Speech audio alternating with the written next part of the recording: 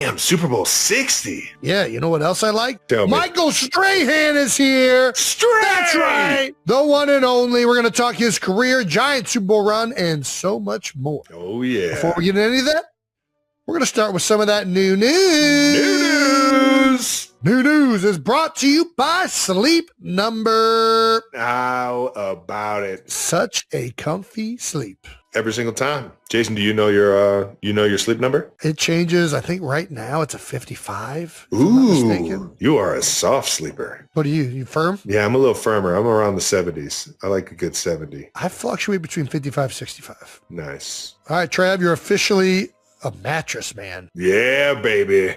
I am the mattress man. I'm selling mattresses worldwide, baby. And there's a song that sounds like Mattress Man. What is it? Minuteman? Minuteman? No, I'm thinking of like, I'm the mattress man, the mattress man. There's some type of song that I'm thinking of that's got that kind of melody and rhythm to it. It does. I don't know why. I can't think of it either. Muffin Man? The Muffin Man, the Muffin Man. That's it. The mattress man, the mattress man. How's the rest of the song go? I don't remember this one. Free of charge, Sleep Number. That you can have that. You can have that free of charge. I'm not thinking of Mattress Man. There's another one where it's like, no, you're definitely the one I'm thinking of is definitely based off of Muffin Man, but it's not the exact same thing. You just did Muffin Man though. It's not. It's slightly different. I got to think of it. I'm pumped, man. I've been a huge Sleep Number fan for a long, long time. They actually have teamed up with the NFL for the majority of my career. Yeah, I feel like. And yeah. Since 2019, and I've been a huge fan of all their products. I've been a big fan of all the Sleep Number products that I've received. I've actually handed some over to my dad and spread the wealth a little bit. Nice. And I just think it's an amazing product. It's an amazing team. I believe in the vision that they have going forward, and I'm excited. I'm excited to be a partner as well as a member of the Sleep Number family. Good for you, Trav, because these things are the best. I love Sleep Number. It's hard going back to a regular mattress. Like a hotel and it's so fucking There's multiple different. issues with the hotels, which don't give me fucking started. But it's like the difference night and day, obviously. But it's the mattress. I mean, listen, you go to a Four Seasons, they got a nice mattress too. But I do prefer Sleep Number beds now. But the other thing at the hotel, like, dude, you want to talk about something that grinds your gears. These fucking goddamn temperature regulators and telling me how hot or cold I can put a room at that I fucking paid for. Fuck you. That's what I got to say. Fuck you. Sleeping in this goddamn room, sweating my ass off, not getting any sleep. It's fucking bullshit is what it is. I love you. It pisses me off so fucking bad. I'm under this fucking goddamn comforter, just fucking sweating profusely. Won't let you go colder than what? I don't even think it fucking does anything. Like, I try to put it colder. There's no way it's that temperature in the room. It's fucking hot as shit. I'm just down to the sheet, and the sheet isn't comfortable just sleeping on that. I like a little bit more weight on top of me. Comforter's fucking not. It's useless because I'm fucking sweating so bad. I try to jimmy rig it. It doesn't even work. That's how I know these thermostats don't even work. I take the hairdryer out of the cabinet, and I position it so that it's blowing right at the thermostat so that it thinks the room's 98 degrees. It still doesn't get colder in that motherfucker. These thermostats don't do fucking shit in these hotel rooms. The only way it works is if it's on a, what are those called? The only way it works is if the hotels have the, what are the ones where the unit is in the room? It's not like a centralized air system. It's like mini splits. If there's a mini split in the hotel room, perfect. It should be a law requirement that you have to have a mini split in the hotel in the room. But this is why I'm not running on the same AC that the hallway's on. That's what I'm saying. Fuck that. Anyways, back to Sleep Number. Yeah, this is why I'm with Sleep Number. Sleep Number's thought about these situations that you find yourself in, and they have temperature controlled mattresses now, and that's why I believe in the vision. What's your Sleep Number setup, like top to bottom? What all products you working with? What's Travis Kelce's ideal sleeping system? What are all the things you're doing to sleep? You got a fan? No, I'm just falling asleep. Put it at 67, 66 and go to sleep. I got the cooling system Sleep Number. I got my Sleep Number set up at, I think it's either 55 or 60. I can't remember it honestly off the top of my head. But then you ever heard of Chili Pad? Of course. You put that thing over top, cool that thing down. Then I got the comforter on top of that. Then I got a fan blowing wind on my face. And I am just in bliss. Nice. What kind of sleep position you go in? Are you a side? You a back? You a stomach? You know, when I was younger, I used to be a stomach sleeper. I used to sleep on the Nice. stomach, but now I'm just lay on my back and just pass the fuck out. Yeah, sleeping like Dolly Parton now. I get it. It's harder to sleep on your stomach.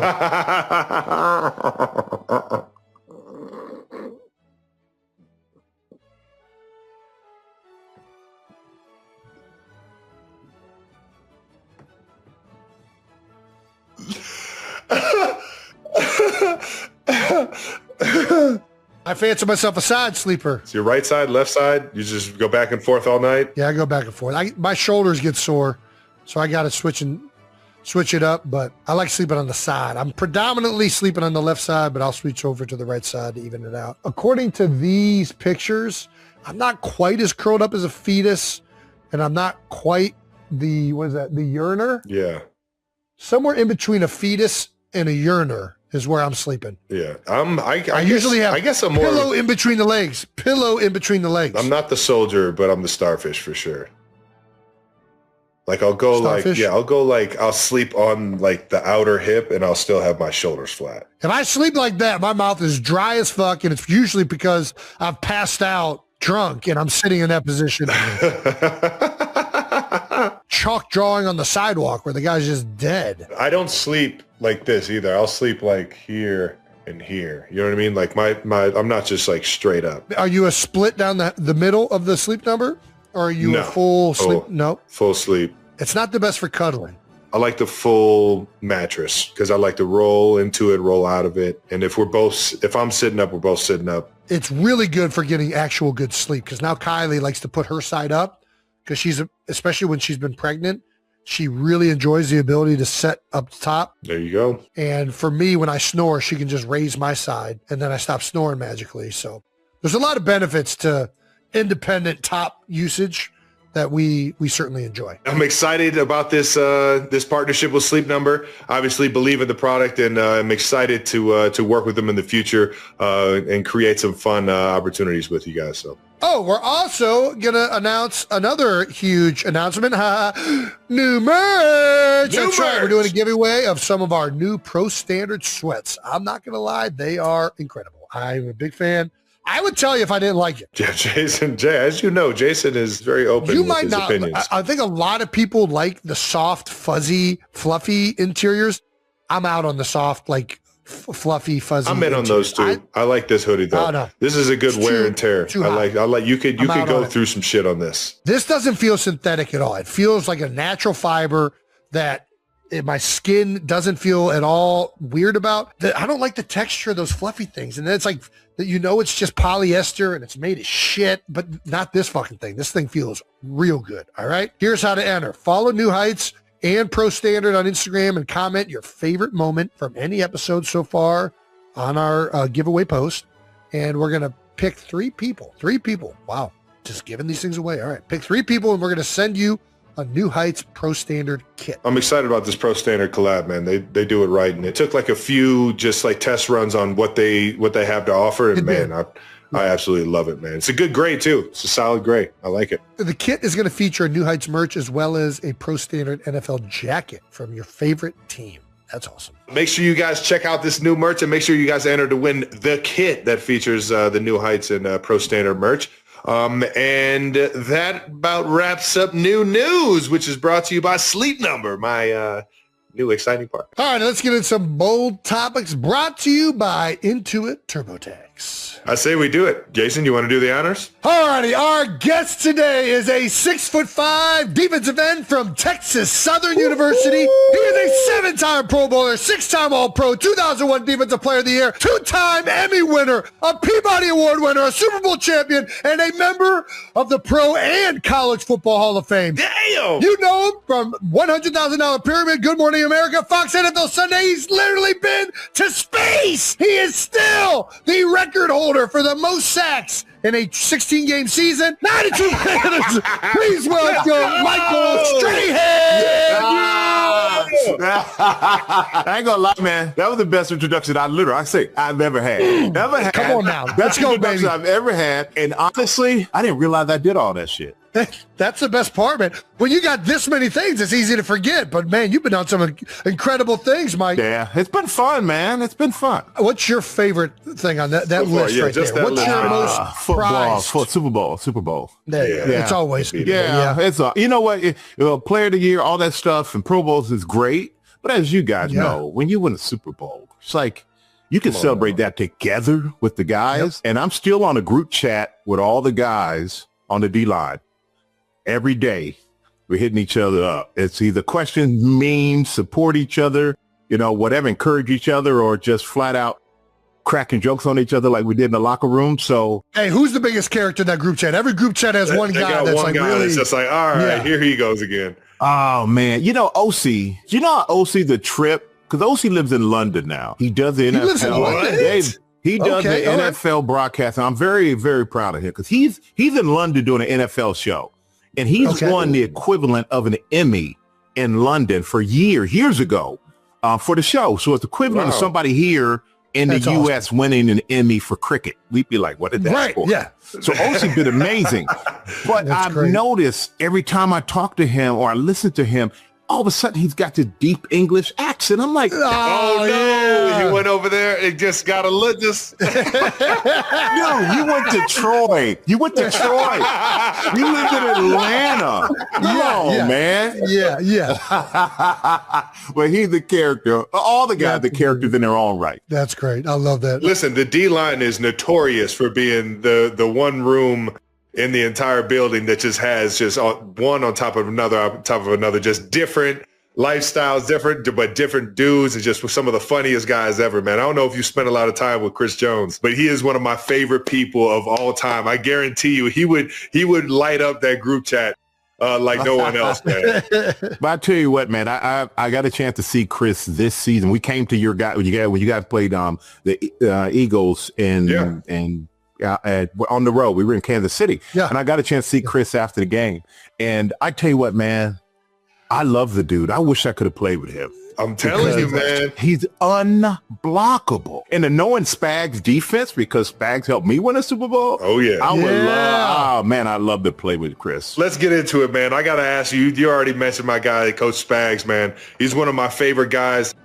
One, because it's so challenging. Obviously, we get to work with him throughout the year in the off seasons and in training camps and stuff like that. I get to experience what it feels like, the frustration of how much he has in that defensive playbook and everything. But he's also one of the best humans that I've ever met in my life. And off the field, on the field, he's one of the best motivators. Tell me, you got any good Spags stories that aren't out there from your days playing for him? Well, I would tell you, Spags is one of the nicest humans. His wife Maria, they bake cookies for the team. Oh yeah, I had some of the best limoncello I've ever had from the Spags household. Insane.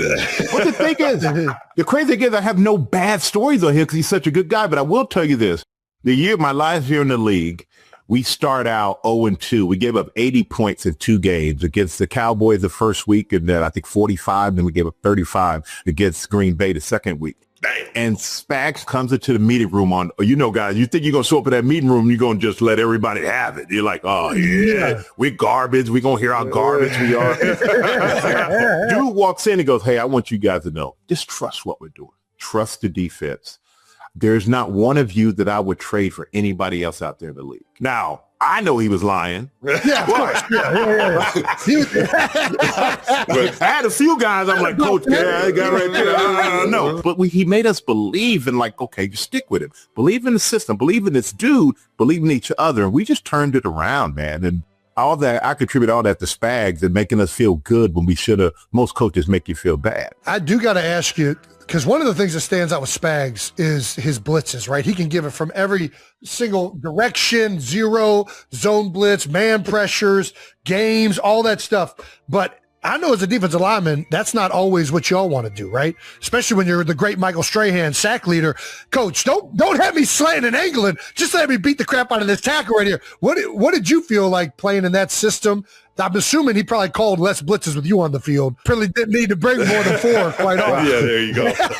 You know what? I'll be honest with you. I've always been a nice guy, man. I really am. Yeah. But in the days of football, I was a different nice. right? There you go. There you go. You know, we all have a switch. We're nice guys. People know we're nice. But it's the switch. Like I get out there and I'm a whole different thing. Got to be. After the survival. I got guys like you too. You're trying to kill me. I got to survive, right? Yeah. So I hated the slants and stuff wasn't my thing, but I would do whatever. But don't make me drop.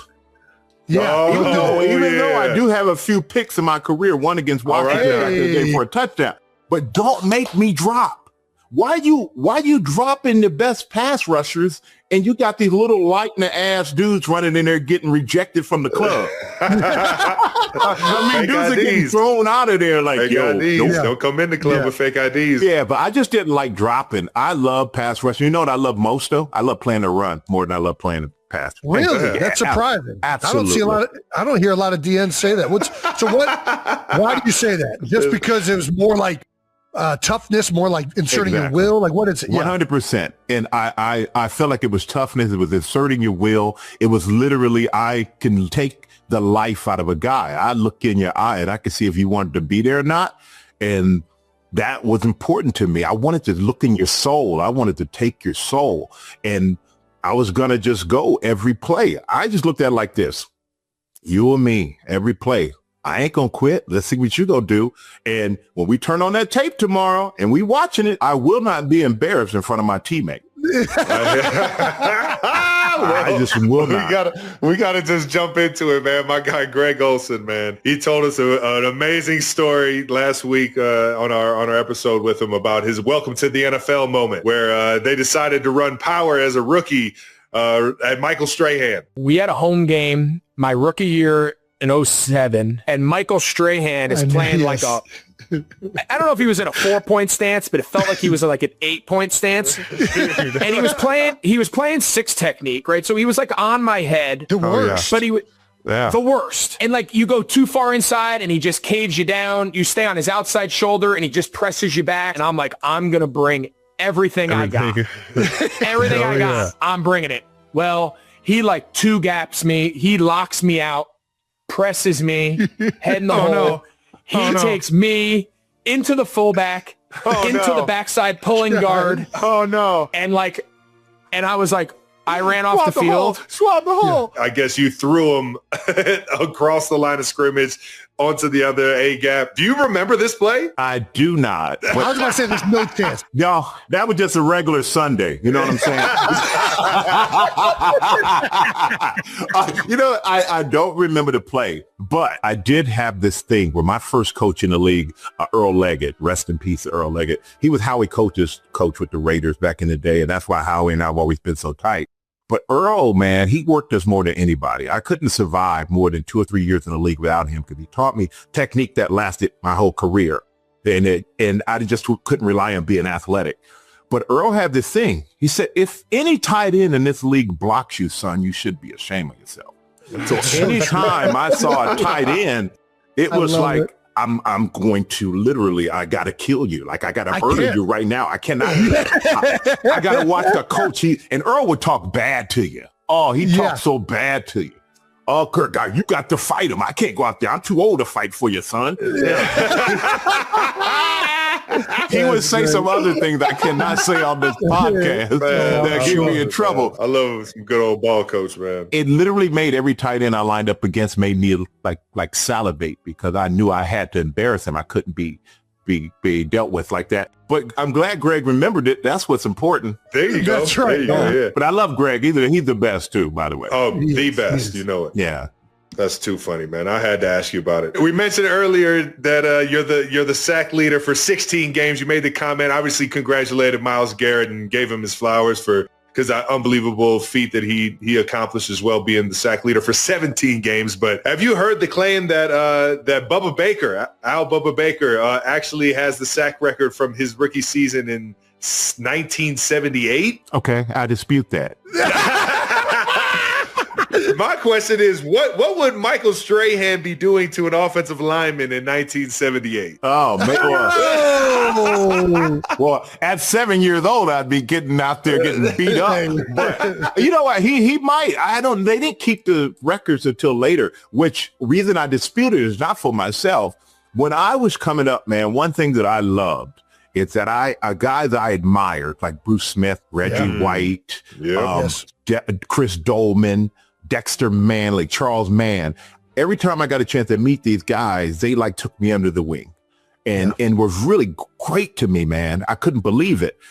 But the one guy, the older of all of them, was Deacon Jones. Deacon Jones, man. That head slap, baby. Look out. Exactly. And my ears are ringing right now. Thinking, when you said his name, my ears rung. It was crazy. Deacon swore to me he had 100 sacks in the season. I'm telling you, dude, he swore he had 100 sacks, man. Oh, that's fucking ridiculous, man. He swore by it. He's basically like, I don't even know what the debate is. I had 100 once. Sometimes talking to those old school football guys, man, is just the fucking best, man. Oh yeah, you know, and even Bruce Smith is one of my favorites, and like my brother, man. And Bruce really took me under his wing. Played a lot of golf with Bruce, and just spent a lot of time with him. And Bruce orchestrated the 100 sack club. So at the Super Bowl, you get like all the guys who have at least 100 sacks get together. And so Bruce gets in front of the room and Bruce goes, hey, I'm glad everybody showed up at the 100 sack club and everything else. I was going to do a 200 sack club, but I didn't want to be here by myself. It only took you 25 years. We didn't want to play that long, damn it. Right. That's too funny. You're naming all these greats. I got to know, what's your Mount Rushmore of sack leaders? Ooh. Like Mount Rushmore of defensive linemen getting after the quarterback. Jeez. I mean, there were interior guys and there were outside guys. Let's say outside guys. Outside guys, I would say Bruce Smith. I would say Reggie White. I would say Myles Garrett. Yeah. Man. Put yourself on if you want. Feel free. You know what? I'll put myself, honestly, in the top 2 or 3 of all around defensive ends ever to play the game. Because I played the run as well as I played the pass. It wasn't like hit a running back if he happens to have the ball on the way to the quarterback. So I'll put myself in that realm. But as far as my whole thing is, I started football late, man. I mean, I played 1 year in high school. I lived in Germany. I wasn't playing football. So you were in Germany all the way up until you were 18? Yeah, 17. And so I came over, I played 1 year. My dad was like, going to get a scholarship. And I think if you don't tell your kids what they can't do, they can do anything. And my dad acted like it was guaranteed. You're going to get a scholarship. Next thing you know, I get one scholarship, the Texas Southern University. I was like, Dad, I don't know. He's like, what don't you know? It's free. That's where you go. And then he's like, when you make it to the pros and when you do this and when you do that. So my dad was always that win, not an if guy, which was important. Like I do that with my kids, like win. Never if, never give doubt. So I came to the Giants.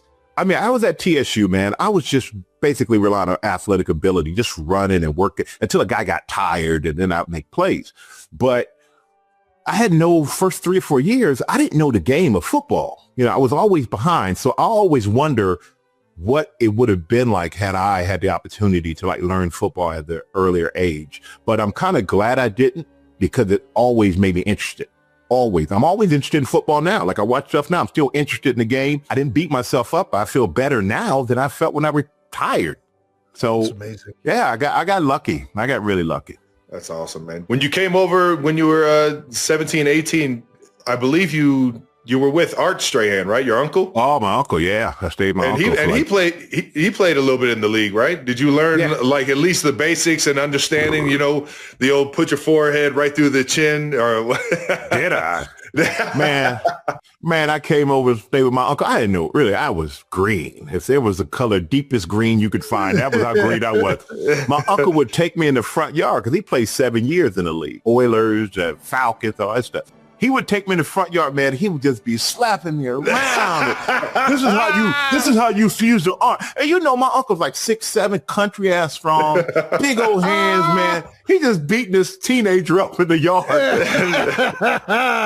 But hey, I went through it and I look back, I can laugh at it. Being at TSU, Walter Highsmith, my head coach, whose son, Alonzo Highsmith, the first round pick out of the University of Miami, back in those Jimmy Johnson days, his dad was tough. He would make us run gassers in, you know, Texas, 100-something degrees. And the devil leaning against the goalpost, waiting for you to pass out. It's that hot. And he would say, we're going to run until somebody turns in their Passes out. scholarship. Yeah. No, give up your scholarship. Oh. Passing out, I would have fell out. I just said, okay. Yeah. But no, to give up your scholarship. And we thought he was joking. Man wasn't joking. I mean, this dude was a beast. But when I came to the pros, it was like, you can't kill me. I've been to hell already. Right. You guys are arguing you don't have shoes. I wore the same pair of cleats in practice in the game every season for the whole season. Now I get new pair of shoes every week. This is crazy. You are bringing up something. No, but this is something I've thought about where, there's so much sports science and like load managements and like stuff now where I feel like if you've never pushed yourself to the extremes, how do you really know how far you can go? Yeah. Right. And 100%, when I went to college, I used to think I knew what hard work was. And then a guy put me through a workout in the weight room, Jordan Roth, and I couldn't even lift my shoulders above my hands above my shoulders by the end of it, one of those workouts. And I was like, bro, what is this? I've never worked hard in my life. I thought I was working hard. I don't know what hard work was. I think that's so important for young players, or even something you got to work out as an adult too. You got to push yourself, man, right? And the harder I found it, I pushed myself playing football, the easier the game became. The more I studied, the easier the game became. I would be the last one to get my stance because I'm just looking at formations going, I know they ain't going to run this way or they're only going to be able to do this out of that. Like you knew, and as you got older, if you really paid attention, became the student, the game slowed down and became easier. But you got to work at it. And the harder I've worked in sports, like now, everybody goes, you work so hard, you're here, you're there. I'm like, you don't understand what hard work was. When you're in training camp and you guys know 2-a-days and you got to put those wet pads that are still wet from the day before on and run into somebody who you don't want to feel like running into again and fighting for the next 2 hours. You're laying on the ground to stretch and it's still got that cold morning dew on it. Oh, yeah. Yeah. You can't think about you trying to peel yourself out of the bed. That's hard work. Talking for a living. If I knew it was this good, I'd have done it a long time ago. That is so good. So perfect. Thank you to our presenting sponsor, Xfinity. Xfinity is a proud partner of Team USA for the upcoming Olympic Winter Games. Let's go, baby. I'm pumped to watch Team USA crush it as always. As always. I love seeing them every time I get a chance. One of the great regrets of being a football player is you don't get to represent your country. The Olympics are incredible. So happy to see Xfinity is sponsoring this segment and the Team USA Winter Olympics group going over to Italy. I can't wait to see them all lock in every single sport, every single event. Did you know that Xfinity can guarantee that your internet price will stay the same for 5 years? I did not know that. That is pretty awesome. Okay, one price for 5 whole years. Guaranteed no contracts or commitments. That's a pretty good deal, Travis. Man, I wonder if they could help us lock in on an event or a sport specifically to maybe get to the Olympics and be on Team USA one day. Well, if we're going winter, I tried curling recently, and I don't think we can do that. All right. I tried bobsledding. They said I had some potential. We'll have to see about that. Xfinity, imagine that. Proud partner of Team USA. Restrictions apply. Select plans only. Alrighty, thank you to our sponsor, Intuit TurboTax. Tax season is here, people. Filing just got an upgrade. For those of you that use Credit Karma, now you can file your taxes with TurboTax right through Credit Karma app. How about it? And get your max refund. Wow. And when you get this year's refund, Credit Karma helps you take it further with a personalized plan showing how to make the best use of your money. It's all right there in the app. Whether you're looking to start building savings or improve your financial knowledge, Credit Karma with TurboTax supports you through the process so you could get your refund fast and make your money go further. This year, get every dollar you deserve. Get started now by downloading the Credit Karma app and navigating to the tax section up at the top. Thank you to our partner, Adobe Acrobat. Oh, the Acrobat has been reimagined for powerful collaboration and to help you create high-quality work all at one place. Brandon, can you give us a hand here in showing the 92%ers how to use the incredible new features? I love it when Brandon shows us things. Please? Less work for us, more work for Brandon. Thanks, guys. I never mind doing more work for you. But that's right, guys. Adobe's got new features like PDF Spaces, which basically helps you pull anything from the internet that you might want, and let's just call it a podcast, into one document and figure out where it goes a lot faster. Usually when we put together the show, we have to dig through a lot of articles, game notes, box scores, highlights, screenshots of tweets, whatever Jake was mad about the Jets doing that week. It's a lot of stuff that goes into making the show. And honestly, the segment that's toughest to put together is Stamp of the Week. There's actually a lot more nominees that we never really even show you guys. We look through everything from game highlights, what's going on the internet. I watched a bunch of clips of people in Philadelphia going crazy in the snow. That was my personal Stamp of the Week. But we can drop everything into one PDF space, and this tool can take it all into one document, put it there, organize it. We can ask the AI assistant, hey, AI assistant, based on everything here, who is the strongest Stamp of the Week nominee and why? Do we end up just yelling out names to each other? Yes. But before that, we can actually have some kind of plan of attack. Well, I think you, intern Brandon, you're the best intern a podcast could ever ask. Faster prep and better picks so we can get more done together. That's right. Learn more at adobe.com/do-that-with-Acrobat. All right. Before we touch on the more of your career, Mike, we want to talk. It's Championship Sunday. Let's talk about currently. All right. We got the Super Bowl coming up. Let's talk about Patriots defeating the Broncos. What'd you think of the game? Oh, man. A Patriots-Broncos game. I thought the Broncos should have won the game. I won't lie. Interesting. Yeah, it felt like the Broncos should have won the game. I felt like Houston should have won the game.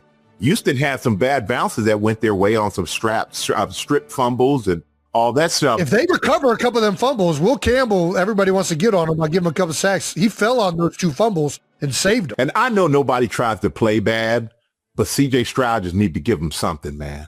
He had to give him something. And I felt bad for the kid because I like the kid. But in big moments like that is when you really need to show up. Like everyone talks about Eli Manning's record is 150, whatever it may be. But in the biggest of moments, that cat showed up. Mm-hmm. He always showed up in the biggest moments. And that is the mark of a real, like, that's how you get over the hump and really like get yourself out there. Is those big moments you rise up. But against Denver, I thought that they should have kicked that field goal, gone up. I know, early on. Take the point. You knew it was going to be a low scoring game. Just take it. Yeah, but I don't get these coaches now.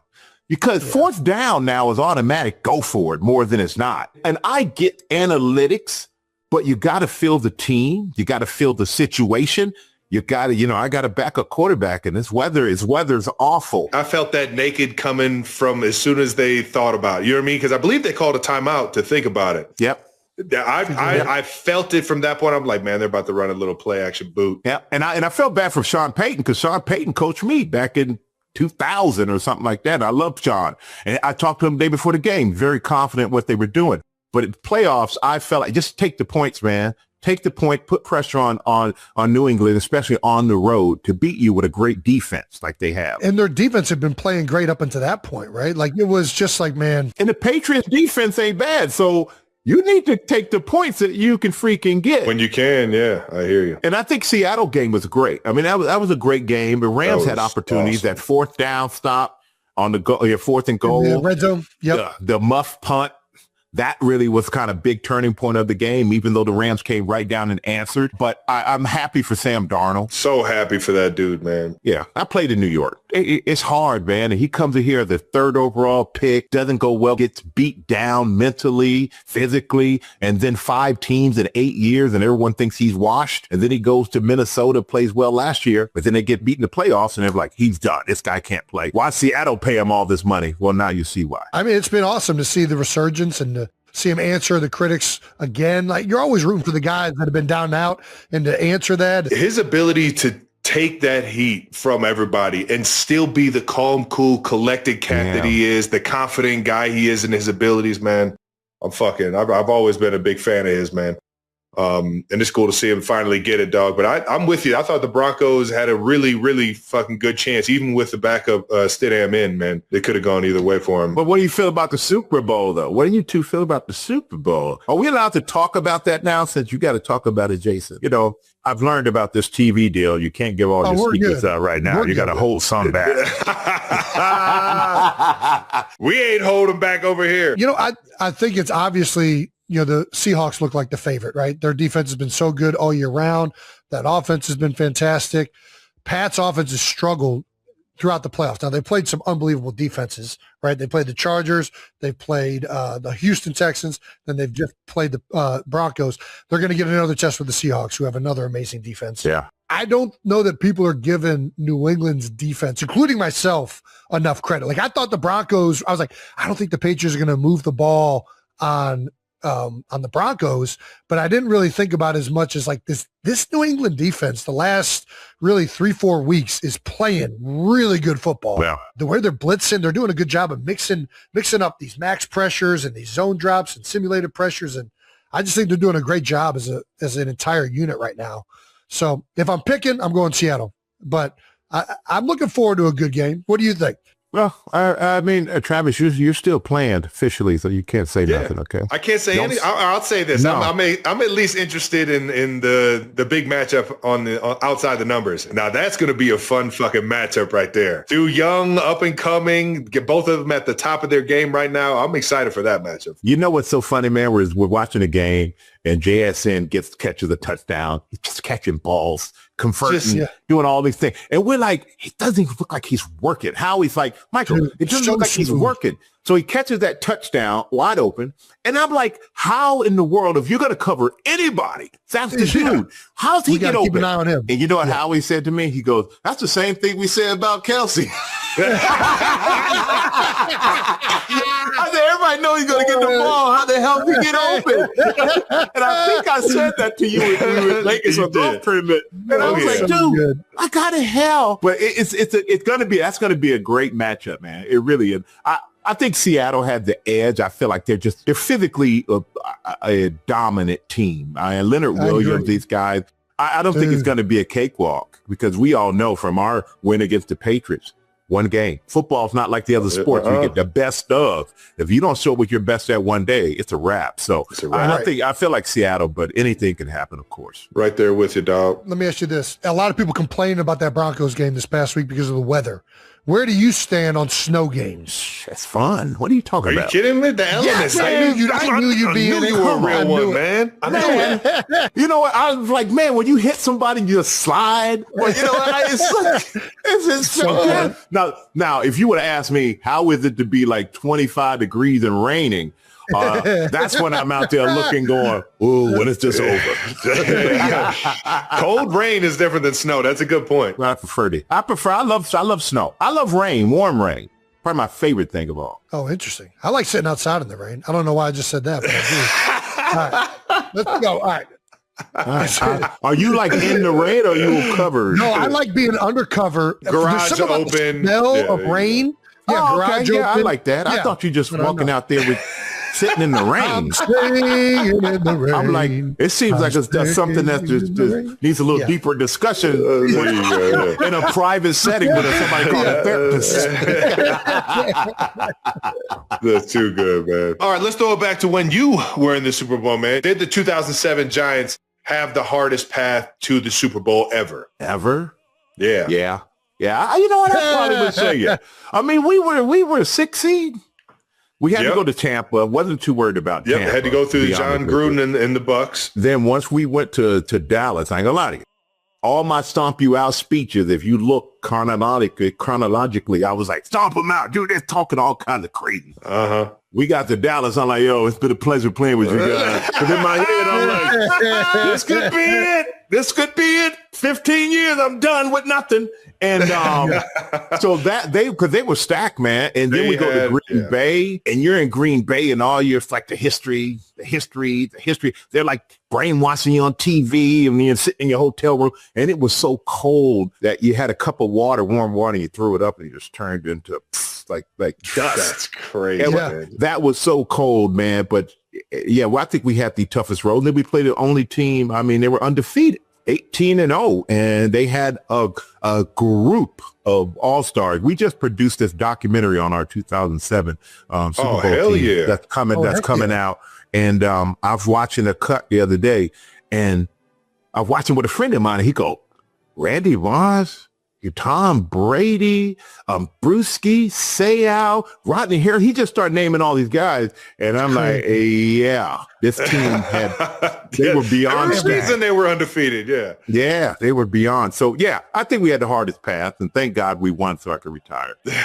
Went out on top, baby. What's the thing you remember most from the run? When we bonded as a team, we went to London. We went to London to play the Dolphins. And they hadn't won a game. I think they lost every game that year. And we were like, we can't be the team they beat, especially overseas. So we go to London. We end up beating the Dolphins. And I hosted, I set up a party because, I was the oldest guy there. I wanted the old guy, but I wanted to make sure I look out for the young guys. And to me, the best way, make sure we're all together. Like, not this guy over here and gone over there, especially in Europe. Half these guys never been out of wherever the heck they were born. So we had the best after party. Plaxico Burrs, like, Michael, I haven't had that much fun since college. Like, hell yeah. Guys slam dancing. Next thing you know, shirts are off. If you would have walked in there at the wrong time, you probably would have thought it was some other kind of party because you catch them naked, basically running to each other. Y'all getting a little too hype up in here, but we had the best time. But it was just like that bonding, and we got to the point of where we just didn't want to let each other down. I think we won because we didn't want to let each other down and disappoint each other. And we just weren't ready to go home. You know what I'm saying? We're not ready for this brotherhood to end. Yeah, when Tyree caught the ball off the helmet, even before they threw the touchdown to Plaxico, I realized we were going to win the game because I'm like, there's no way you catch like that and the story doesn't have a great ending. I hear you on that, man. It just feels like it's so right. Did you guys think any type of way when you heard that Romo went on vacation? Oh, no. Was there any discussions? No. No, I think what got us, and it's in the doc, Jerry gave the team, each player, their 2 tickets to the next game, NFC Championship game. He had already given those guys their tickets to the NFC Championship game. Like, the Giants are done. Yeah. So here are your tickets already. So we made sure that those tickets were invalid. Bulletin board material for you. Yeah, exactly. Let's keep it in the Giants world. What do you think of the Harbaugh hire? I love it. I think it brings credibility, accountability, and accountability to the team. I just love the fact that he's an established coach. I think the second he walks in the door, he's getting respect. Immediately. I think he has a nice young nucleus of players. Dart, I think, could be good. Just got to teach him to get the hell down and stop taking hits. Scatterboo. Scatterboo, I thought, would probably get knocked out before he got hurt in the way he got hurt because I'm like, dude, you can't run like this and have a long career. You got to learn to pick your battles. And then once you can't knock out a guy like that, you know that. You can't knock a guy out like he's just unknockoutable. You get in a fight with him, you just got to leave the fight. If he was knocked out, we would just never know. We'd never know. He's one of those dudes. You ask him what day it is before a concussion, he doesn't know. Exactly.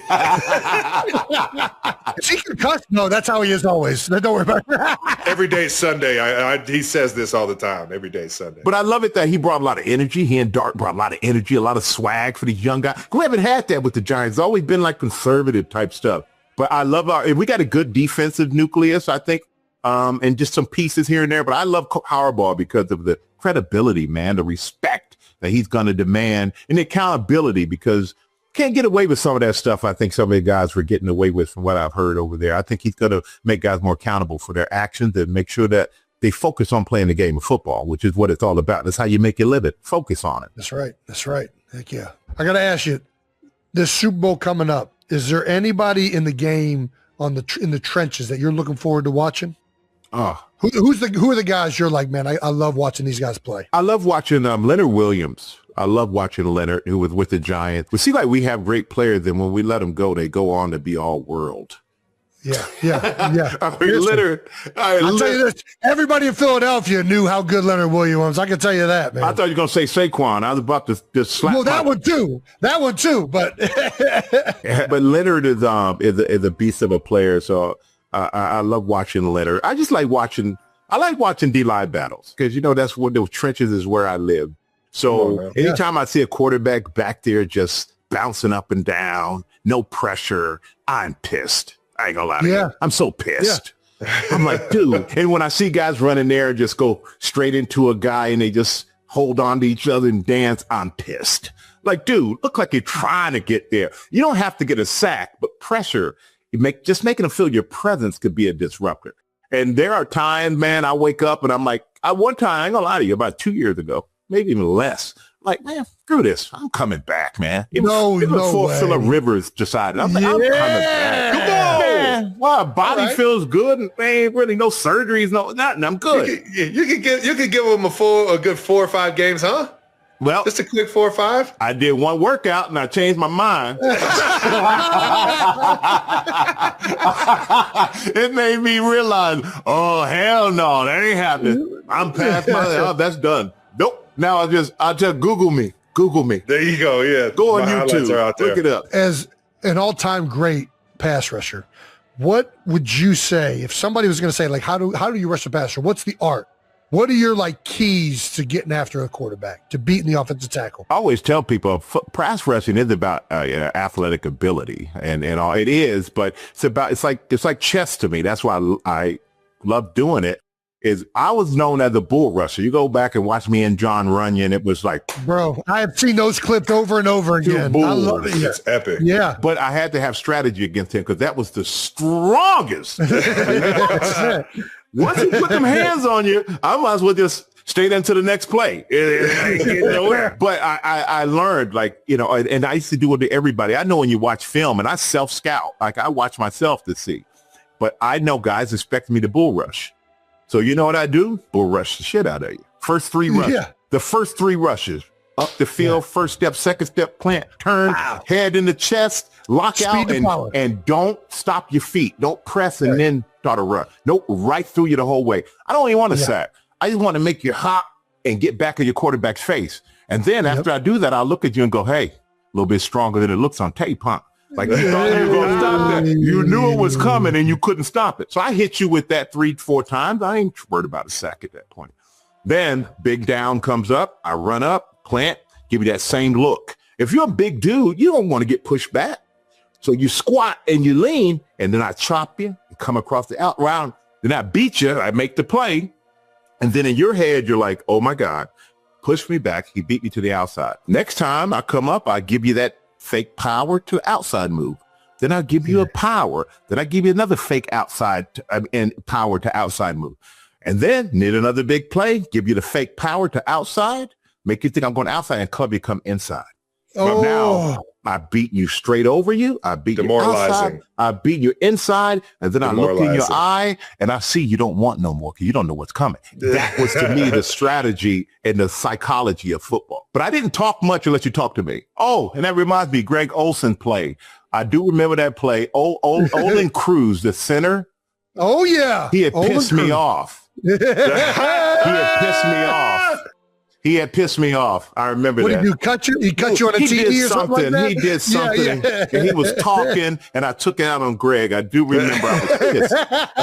You got to know who you're talking shit to, man. Yeah, he was a great player, Olin. Great player. Now that we're talking a little D-line, O-line, you brought up Runyon. Cam Jordan, one of my favorites to ever go up against, man, recently just said that offensive linemen aren't athletic. What's your opinion on that take? If they weren't athletic, I love Cam, by the way. This is not a slight. Yeah. He's one of the greats. He had a hell of a long career. But if they weren't that athletic, Cam would be like Deacon Jones that had 100 sacks in a year.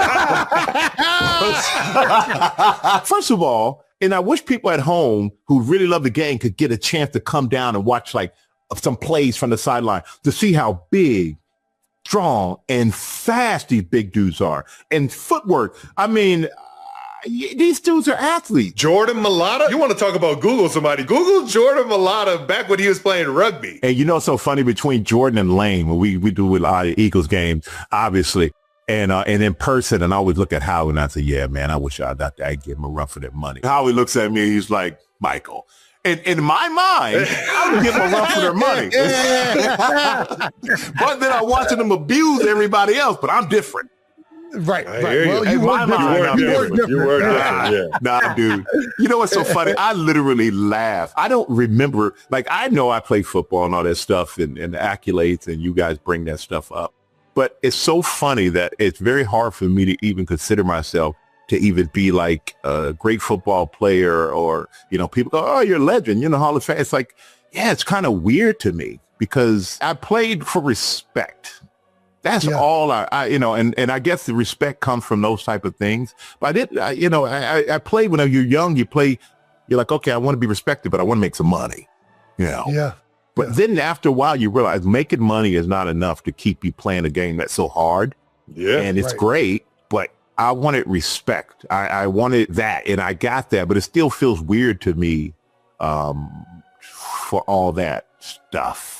I don't know. I feel uncomfortable with it, man. It's weird. You got the respect out of everyone, and I think that's the reason you got all. True. Yeah, they're showing you that respect by telling you you're one of the greatest to ever play, man. Well, I appreciate that, and me saying that. And I feel like I need one of those therapy sessions when Jason's done with his. I'm up next. It's good.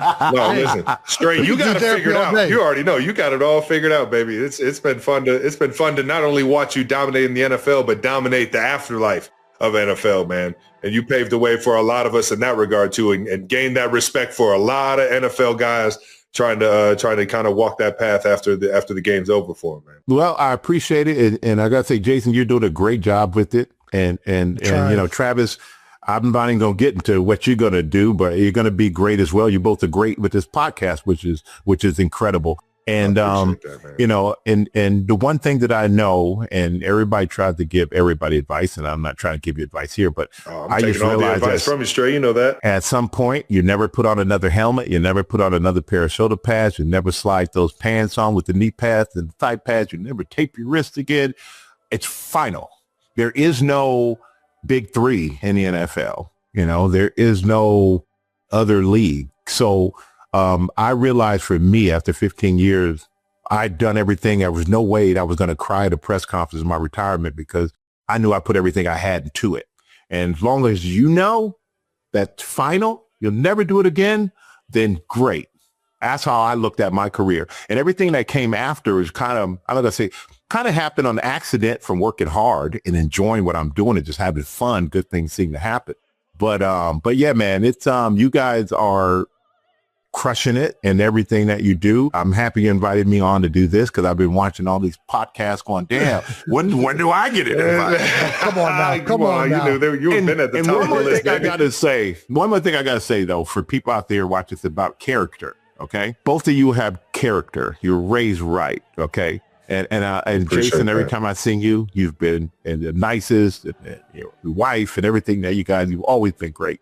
And Travis, you may not remember, and you probably do remember, but it said a lot to me. And I tell a guy, I was talking to Howie about this with you the other day, is I was at the airport and I get out the car and you coming across you got out of your car you're already in to come over and say what's up, which I didn't even know you were there. And most people sit in that car and be like, nah, man, let it go. I ain't go. But it's like little things like that show character. And I always appreciated that from both of you guys, man. And like little things like that you think nobody's really paying attention to really mean a lot to a lot of people. And, I'm always here for you guys if you guys ever need anything. And I'm not saying that like we done podcasting. Let's keep on going. I'm sorry. No, we're gonna keep going. I appreciate that. Means a lot. And I still got to take you out for some of that golf down there in Florida, man. Man, I doubt you. I remember that. I haven't forgot any of that. Florida, Bahamas, I got you covered. There we go. You were kind of talking on the retirement talk, and obviously I'm juggling it all right now. Did you know going in? It sounds like you kind of knew going into that 2007 season that was the last hoorah. I kind of felt like it, but I will say, had we lost to the Patriots, I really would have strongly considered coming back. I really would have, because it's been like, man, this close, almost feel like I got to get it one more run. And I'm glad, trust me, I'm glad we won, because that was kind of like, okay, what else am I trying to prove? My body feels good. I've won every individual award. Now I've won the ultimate award, which is the Super Bowl with my team. So there's nothing else for me to accomplish. And I had a deal already signed with Fox, just had the deal in the drawer. Nobody knew about it.